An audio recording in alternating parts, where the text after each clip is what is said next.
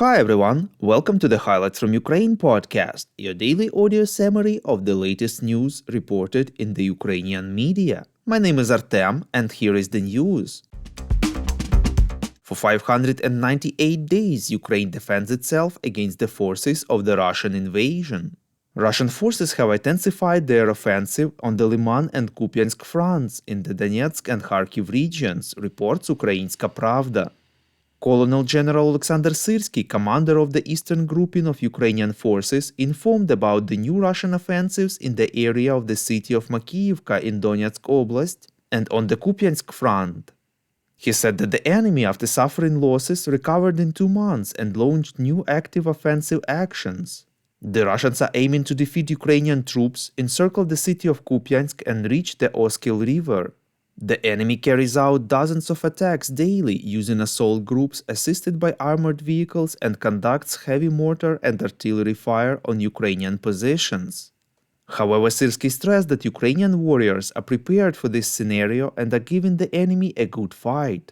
According to Ilya Yevlash, head of the press service of the Eastern Group of Forces, they attempted to break through the Ukrainian defenses 25 times in the past 24 hours alone. Coordinator for Strategic Communications for the U.S. National Security Council said that Russian attempts to advance did not come as a surprise to the United States, reports Voice of America. He stressed that the U.S. is confident that the armed forces of Ukraine will repel these Russian attacks. Kirby emphasized that Ukrainians are working hard to repel Russia's offensive maneuvers. This leads to the results of the Russian offensive looking very insignificant. At the same time, he noted that Russia's actions show the need for further support of Ukraine from the United States. We would really appreciate if you could recommend us to your friends and family, as well as share information on social media. This really helps more people to find out about the podcast and truth about Russia's invasion of Ukraine. President of Ukraine Volodymyr Zelensky said in his evening video address that almost a third of Ukrainian territory is under threat from mines and unexploded ordnance. Obviously, we need global support to clear our land of Russian mines, and now in Croatia there were more than 40 countries and international organizations participating in a conference on this very issue, said the head of state. He added that there were new decisions on support for demining, even though he didn't provide any details. The first evacuation flight with 207 Ukrainian citizens on board has taken off from Tel Aviv to Bucharest, reports Zahidnet.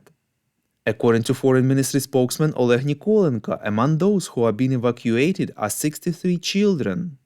Upon arrival in Bucharest, the Ukrainians will receive assistance from the Embassy of Ukraine in Romania and Romanian partners. The next flight is scheduled for 15th of October to Cluj in Romania for 155 Ukrainians.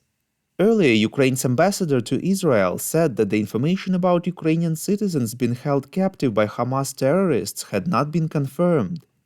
Dmytro Lubinets, Ukraine's human rights commissioner, arrived in Cairo, Egypt, to help set up the mechanism for the evacuation of Ukrainian citizens from the Gaza Strip. He said that 243 Ukrainians needed urgent evacuation from Gaza.